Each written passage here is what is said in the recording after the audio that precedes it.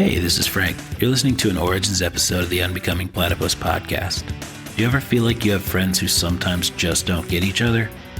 This is a podcast that I recorded with two of my friends, Jake and Noah. We find out the hard ways we struggle to communicate better and sometimes succeed, but sometimes not. For years, the three of us have talked about communication and how it's sometimes easier said than done. Even when we're trying to be understanding, our well-meaning intentions often get lost in translation. We decided to share these conversations with the world. Join us as we find out what happens when three friends try to learn how to really talk to each other.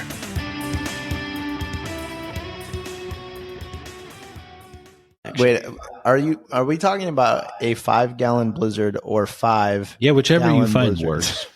We're talking about 4 5-gallon blizzards. That's right. That's 20 gallons. I don't care how you split it up. Oh, I actually have a rib cramp from that. So it sounds like, I mean, you guys specifically were engaging a lot in the consistency conversation. Noah, you brought it up. You've got an anecdote from the last week that you noticed. Frank noticed it in the same way, like with the lodge, seeing a lot of people come and go. I don't know if I had an anecdote. It's something that well, consistency and discipline are important, and it's a thing that I've always felt I have more of than a lot of people. And it frustrates me. I guess it's a communication frustration that I have. Like if somebody, like the biggest example I can come up with is, we kind of had this conversation last week, honestly.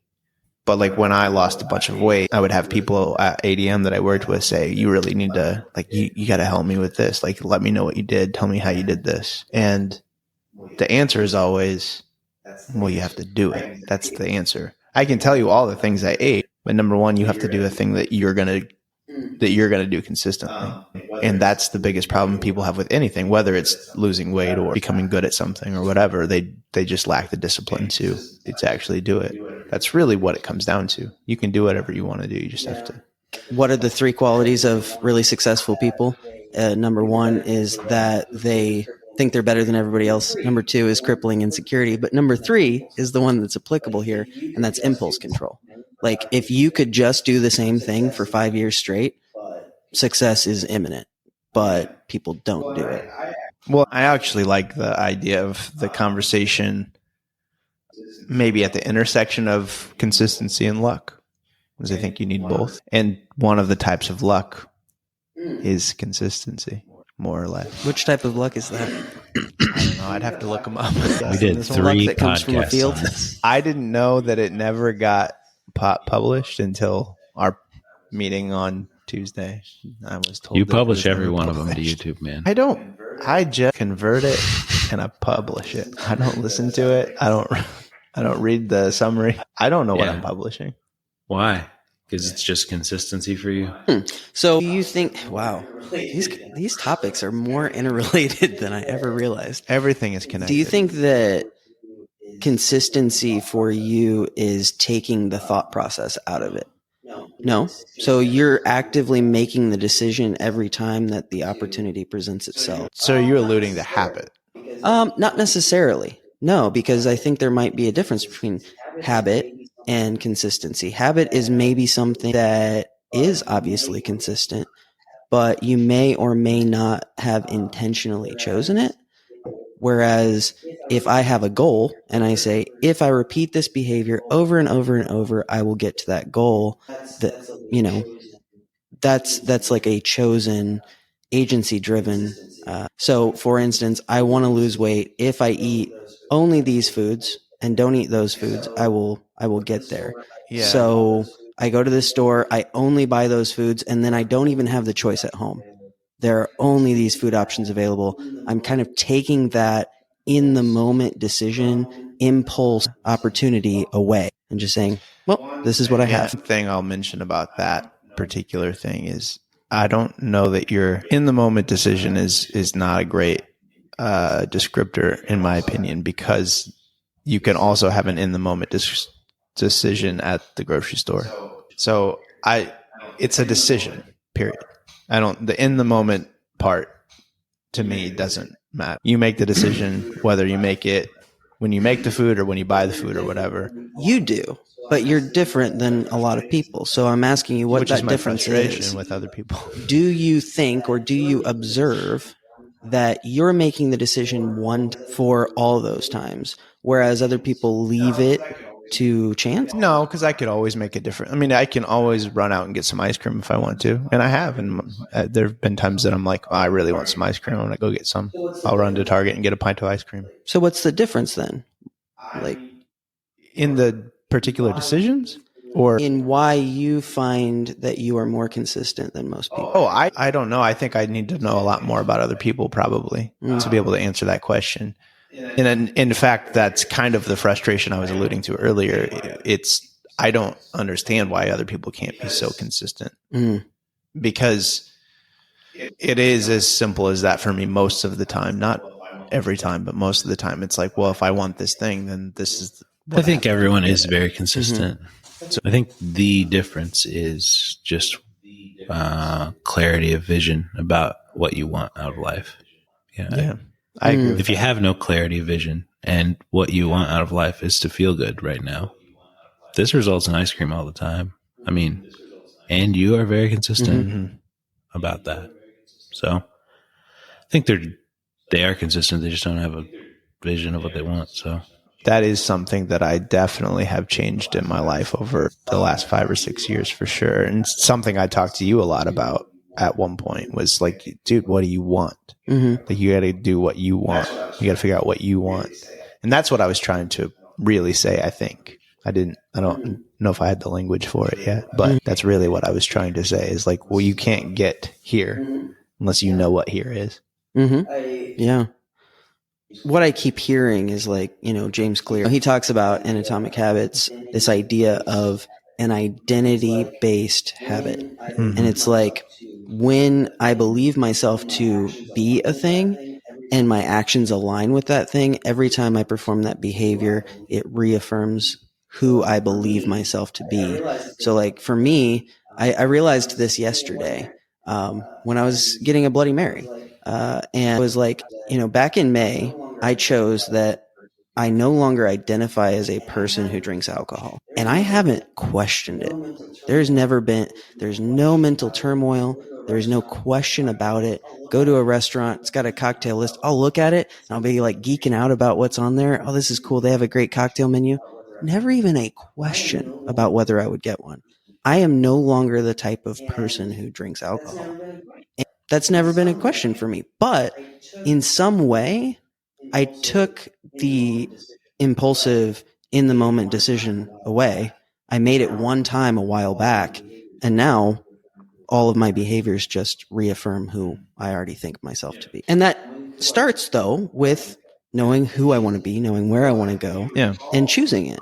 Well, if you recall when we talked about Atomic Habits at one point on this podcast, I made a comment something like, the book is fine. Like, I think what he says is great. I don't have a problem with it. It's just stuff that I've already processed and thought about. It's exactly what I'm saying. Is like, he's just saying the thing that I do, which is my frustration with other people. Like, why don't you just do the thing you want? That's why, this is why I say do what you think's cool all the time. Because I actually do believe that every human is like a consistency engine. If you are obese, you are better at consistency than anyone. You consistently overeat. That's how you get obese. You just aren't doing the right things consistently. So, yeah. And this ties a lot to, mindfulness and stuff too. Like, and if you want to move it to identity, identification of the past as opposed to either present or future, I very rarely think in the context of the past these days. Very rarely. I don't think about my past almost ever, because there's value sometimes in reflecting on your past for sure, but most of the time, it's not helping me get to where I want to go. And so either being present in this moment and just trying to enjoy being, or focusing on something that I really want in my life, it's way more helpful. That is one of the biggest issues I think people have, is that they are stuck identifying with the past. And so if you in some ways, this sounds like very like manifesty. I don't even mean it. But if you continually think about your habits of overeating or eating poor foods or whatever, that puts those things in your mind and you're more likely to do those things. Yeah. Do you know what I mean? Like you are, Yeah. where Focus goes, energy attention flows. goes or something like that. Yeah. So, I mean, it's true, even as simply as that. Like if I think about, oh man, I don't know why I keep eating. Well, blizzards are now on your brain. You're more likely to eat a blizzard tomorrow. Mhm. If you think about, like for me right now, I'm going to Curacao and I want to try to look as good as I can on the beach. I want to feel as good as I can when I'm there. And so that's what I'm focused. Mhm. There is no chance that I'm going to go eat a blizzard Right. now because I'm focused on. Yeah. And I think you're right. You could absolutely talk about it in this manifestation sort of concept. I don't think I think it's just different vocabulary to talk about something, but like one of my favorite sayings is by Rumi. And he said, what you seek is seeking you. Mm-hmm. And it's like this concept that when I want something, the yearning or the desire is this empty place in my heart. And if I keep it empty, I will continue to pursue the things that bring it to me. And if I fill it, cheap dopamine trigger, then all of a sudden it's already full. There is no vacuum to suck this desire toward me. Mm-hmm. There is no motivation to pursue it. It's already full of something that doesn't even fit the void. So I think about that, and I think that we could use positive or negative language, and it would mean the same thing. And what I mean by that is I could say, I am trying to lose weight. And so I'm trying to avoid all of the things that have made me obese. Or in the same way, that's sort of a negative way of saying it. The positive way or the building way would be I'm trying to build the life that I want. I'm trying to build the body that I want. I'm trying to achieve the mobility and the ease of moving about the world that I want. And both are true. As I do one, the other occurs. I think where we hear this, or where I hear it most often with my social influences, is in building the life that I want, building the business that I want. I think that when we are having that Curacao in our minds, or the business that I want to be running in 3 years, there is this element of faith. It's like there's no other real word that you can describe. This is the vision that I have in my mind. I am building it. I have no evidence right now in my current environment that it exists, but I believe it to such a degree that I'm acting in the world in order to make it real. And I think that consistency, is so important in building. Your vision of yourself is the most important indicator of where you'll go. And most, I don't know about most, a lot of people use other people's vision of them as the most important indicator of where they should go. They don't end up where they want because of this. My boss said I'm not good at sales. I guess I'm not, or whatever.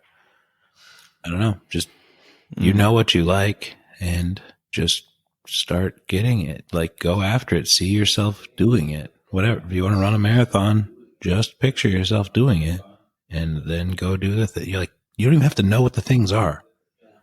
You're a human. You're like so smart. You'll figure it out. Just visualize the thing you want and it will happen. Well, here's what I hear in that. Like, there is an objective, unchanging, consistent thing that already exists beyond me. Like, I have had certain desires, certain bents, certain interests since I was young. Those things are pretty much still true. Like the things that kind of get me going and give me energy are not that different than when I was 10 years old. If I listen to what my boss tells me success looks like, it's going to change. My boss's goals change every quarter. But I see that thing in my mind and I'm going after what I think is cool. If I'm following my bliss, however you want to say it, there is an intrinsic consistency to that. and I will be building toward that. Definitely. Over Yeah. my I mean, lifetime. if you want to build a system, a software system, I don't know, you should call me. I've been doing it since I was 4 years old. I mean, when I was 4 years old, I was building intricate city systems I love it. If you want to build a system, call me. And everyone has a thing like this. Mhm. It was what you were doing when you were a little kid. What you loved that's it. That's what you should be doing. It's that easy. I agree. Mm-hmm. It's interesting. I saw something in myself the other day that I didn't want to see.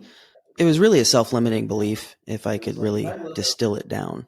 But it was like, if I look over time, I think that Jake has put himself into small ponds where he can make a big splash because he doesn't believe that he's capable of achieving what other people in oceans are capable of achieving. And so he hasn't put himself in a place to grow. He's put himself in a place where he can impress and make a change in a small place, but that's really capped his ability to grow, to educate himself, to build skills, things of this nature. And whatever, there's no regret there. It's been a potential to sort of reaffirm who I am, understand who I am. But there's this desire now inside of me, finally realizing, oh, this is what I want to be. And it is, hey, you know what? I'm going to have to put myself into scary places. I'm going to have to put myself into places where I'm uncomfortable because that's where growth happens. I only bring this up because I'm like, okay, well, if it's that simple, if it's as simple as just do what you were doing when the last time you did something you loved, when you were 4 years old, 10 years old, whatever, why don't people do it? Well, if I look at myself, it's because I'm terrified. I'm terrified of failure, maybe. I'm terrified of success, maybe. If I achieved that, would I be the person I think I am? Like all these weird little nuanced things that are happening that keep us from even taking that step. Yeah, I mean, I think Frank nailed it on the head earlier. You have to know what you want, and sure, you can want lots of different, but if you don't get very clear on what your ultimate goal is, especially in one lane, and other things, that's where consistency falls apart, because other things are going to be more important in certain moments. So if we talk about the diet thing, like people who asked me, help me figure out what I need to eat. Sure, they want to lose weight. It's a goal. But they also want to go out and have a good time with their friends. And they also want to eat a pizza on Friday night. And they also to be able to be lazy in certain moments. I think they also, you know what I mean? Bigger goal in that case is to avoid pain and experience pleasure. And if it's bigger, it's going to win. Yeah. But that speaks to the same point that you said at the very beginning, which is you have to find the thing that's sustainable for you. Like if you know that you want pizza every Friday night, fine. If you're not having pizza on Monday, Tuesday, Wednesday also, you're going to get there. But it's like, no, and that's exactly what you said. There's a mindful quality to this as well. Like, how well do I know myself? How well do I know where I want to go? And what are the variables in my life that I can tick up or tick down in order to move toward this place? Yeah. And the people who, the talking heads or whatever, on the extreme side of this, like Alex Hormozy or Grant Cardone or these people that come up a lot in our conversations, these people are just, you're lazy, you're not doing what you need to do. They're saying the same thing. They're just saying it in an extreme manner. But Alex Hormozy has the success he has because that was his singular focus, and it is his singular focus, and he's committed to it. It's what he wants. He's clear about that, and that's fine for him. But the greater point here is that's not fine for me. I'm not going to dive into a business the way Alex Hormozy does. I don't want that. I don't care about that. My view of success is way different than his. I want enough money that I have freedom and I don't want to have to work. If I do have that sort of goal, but I do not need unlimited amounts of money. I do not need to win the business game, or what. I don't know what Alex Hormozy's goal is. I'm not trying to assume, but it's something beyond what mine is in that arena. And what I think works it's for to him make does not work for free me. business education available to all people or something. Great. Yeah. I think that's his. Yeah. That's what he says. I'm not saying that's not his goal, but That's another one of the, like you say recently, it's like, I don't even know if this is worth talking about. Like, I don't know, anytime you look at a politician or a persona, like that persona is a caricature. They are, expressing in a distilled and concentrated manner. Like, yeah, it's performance, right? At the same time, though, like if we go back to that idea of, okay, successful people believe that they're better than everyone else. This is a way of saying it. They have crippling insecurity and they have consistency. Like, okay, well, let's reword those things. Believe I'm better than everyone else. What's that really mean? It means I believe I deserve to have what I want in life. I believe that I'm deserving of taking up space and making an impact on the world. That might take a while for some people to get to. Some people are born with it. Crippling insecurity, well, that's fuel on a fire. It's like, hey, I got to prove everybody wrong. And yeah, you're going to go to the heights with that. If it's truly crippling, like it's going to remind you every day, I have to do this. But to me, ultimately, that's a prison. It's like, yeah, I want to be better than my father.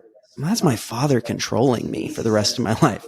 Like, to me, success looks like breaking out of that and doing something for myself. So I think that, we hear the loud voices. We hear the people who have reached the absolute mountaintop of what humans have achieved so far. And we say that's success. But like, to your point, success looks different to everyone. And how do I take these extreme examples and just apply them to my life and say, well, what does success look like to me? Do I believe that I deserve to achieve it? What will motivate me every day? And how do I control my impulses in order to achieve that? Like, that's the rule, right? It's just knowing myself, knowing what I want and doing it. I was thinking about this the other day. A really interesting one to look at is Matt Fraser, because he's very good at going hard after what he wants. As soon as he changed what he wanted, I mean, he was the fittest man on earth, 5 straight years? Is that right? And he finished second twice before that, which was failing for him. Yeah. And didn't need other people to push himself. He was a little bit, and that's part of what pushed him. All of these things that you just kind of said. And the moment that he decided that's not what he wanted anymore, and obviously I don't know exactly what he wants, but it seems like what he wanted changed from being the fittest person on earth to, okay, I want to have a more sustainable life with my partner, and I want to have a kid and a family, and so his focus changed. But now, I mean, he's got this training camp or whatever, and they just built a massive facility, and like it seems like things are just taking off for him. He now has a baby. Like, he's very good at focusing on what he wants. Fraser was this really interesting example, I agree, because he had those 3 qualities and he talked about it. When he won fittest in the world for the 3rd time, he was talking in these other interviews about how I am anxious every day. I go down to the gym and I see my competitor coming up behind me. I am terrified of failure. And he talked about how this is unsustainable. I know that I don't want to live my life in the shadow of whoever's potentially going to be better than me. That's not healthy. But I have this goal, and if I just use this as a means to an end for 5 years, I'm set up for the rest of my life. So it was this really interesting moment of sort of stepping out of his biology and his life experience and say, okay, I'm gonna use the sort of chemistry that I was given, and then I'm going to transition. And he always had that exit plan. I think that's interesting too, is to be like, okay, well, I do have crippling insecurity, and maybe I could use that for like 2 years, and it would help me get to where I want to go. But all the while, I've got that exit plan to say, I am enough. And by the end, you probably believe it. Yeah. And patience is super important too in discipline. If we're talking about discipline and consistency, you have to have patience for the thing that you want. You have to understand that it doesn't happen overnight. And that's where the consistency comes in. Because if you move off that path, then you're never going to get there for sure. But you have to know what you want, and you have to want it enough to stay on the path. That's what Hormozy says. He says, if you can wait 90 days for a result, you can be rich. Mm-hmm, for sure. And I mean, even if we talk about sort of my, what ideal body or what for myself, I lost close to 330 pounds. I'm sorry, what? You lost? I mean, I'm sorry, 130 pounds. Like, whoa. Wow, man. You were in hiding. I was thinking I was over 300 pounds, and I lost 130. So I lost almost 130 pounds. At my lightest, I was 195, which for a 6'4" person is way too light. Mm-hmm. I have changed how I've eaten to build and maintain muscle, which is working. I still have the same ideal body when I think about what I'd like to look like. Mm-hmm. I still have the same ideal that I had when I first started losing weight. I'm still not there. I'm still not close to there, but I am closer than I was. So almost 2 years ago now, I changed how I ate to build and maintain muscle. And it's not the best tool in the world, but according to my my scale, what do you call this? Electric. So according to that scale, I've put on roughly 20 pounds of muscle. And I think it's probably fairly close to that. I have a lot more muscle in my body. I still have fat to lose. And I'm probably going to go through this cycle more times before I reach my ideal body, but I still have that goal in my head. And I'm still working towards it. Recently, I've lost 20 pounds while maintaining that muscle, which is something I didn't do the first time. So you have to be able to focus on this goal and stay consistent. The goal. What I've done is changed. If I ate the same way that I ate when I lost 130 pounds, I would lose all this muscle that I've gained. Mm-hmm. But you have to focus on that goal, and you have to have the consistency towards the goal. That doesn't necessarily mean consistency in what you're doing. And I think that's an important distinction. That does seem important. Because we're always learning. We don't necessarily know. And this is kind of to what you said earlier. We're smart. Human beings are smart. You're going to figure it out, but you have to stay focused on that goal. I didn't know nearly as much about reaching my goal when I lost 130 pounds as I do right now. And I still don't know everything I need to know probably. Mm-hmm. And next year, I'm probably going to know a lot more. But the thing that hasn't changed is I have this goal that I want to reach. Mm-hmm. And I'm trying to figure out how to get there. There's a huge component that we haven't talked about to this, which has been huge for me. And I think a lot of people, I wish it were talked about more, which is like honoring the reality of where you are. And like this might be looking in the mirror and comparing that to that ideal vision that you have of yourself. For me, taking pictures of food has helped me a lot with getting closer to where I wanted to go.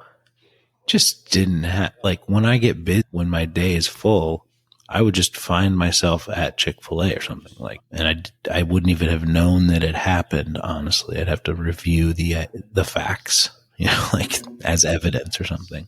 Mm-hmm. And so, in Arnold's new book, he talks about when he was trying to win Mr. Olympia or something. He had gotten second or failed or something, and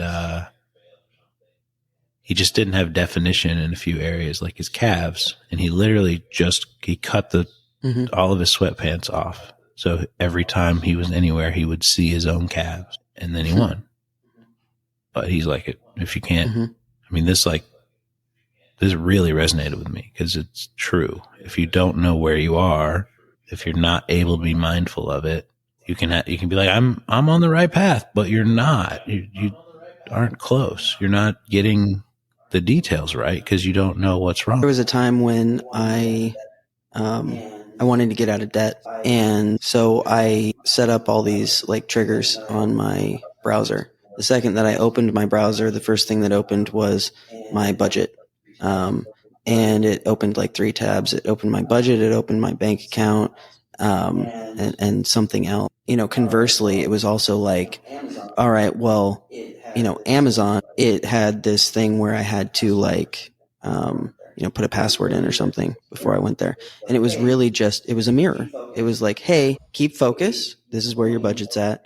Hey, you're going over here to potentially purchase something. Make sure that you're doing it intentionally as opposed to compulsively. It's a similar thing. Like, where can we throw these mirrors at to keep our eyes on that goal? Because like I said, it's a figment of your imagination until it's not. And you have to keep believing in that dream until you look around you and it's like literally there. I agree. I think there's something to be said here also about just back to Noah, your point. I was talking to Elizabeth yesterday. She sold this hut to a 19-year-old.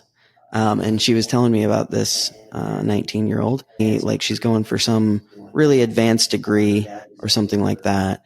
Her dad was helping her pick out this hutch. She's like a 19-year-old buying furniture for this home that she's building with her boyfriend. And he said something like she's going to be in school for 13 years.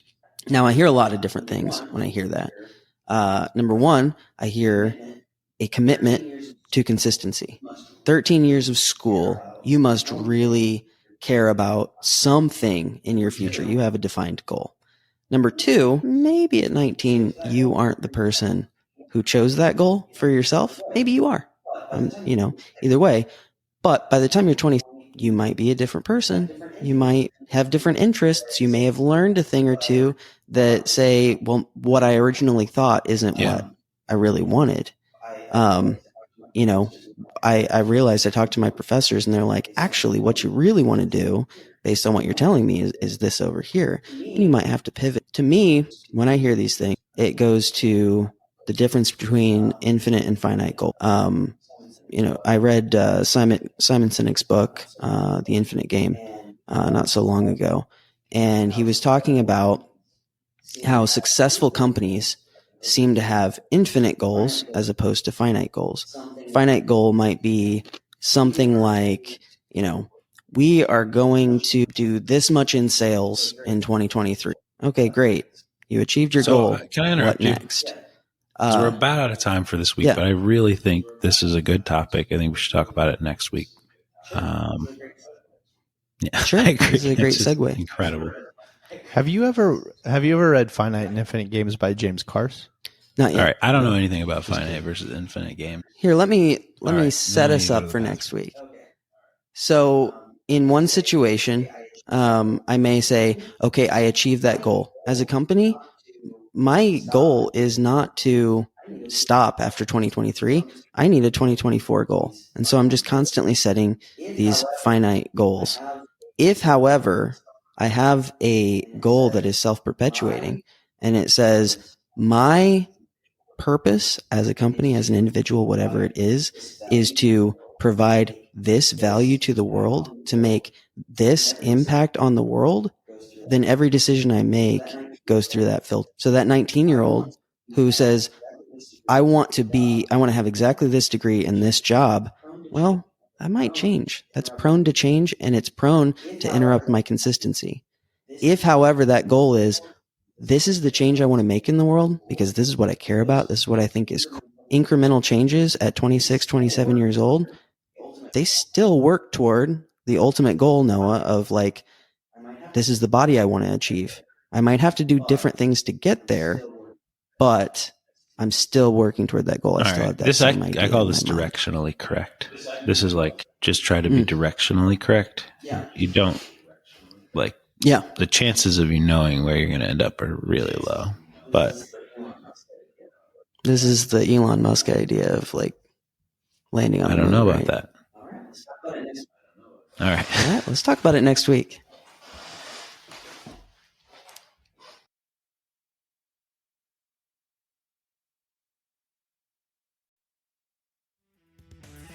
Hey, it's Frank again. Thanks for listening to an Origins episode of the Unbecoming Platypus podcast. If you enjoyed this episode, please subscribe to our podcast to stay updated on future episodes. You can also check us out online at theunbecomingplatypus.com. We hope these conversations inspire you to improve your communication skills and deepen your connections with your own friends and loved ones. Until next time, this has been the Unbecoming Platypus podcast.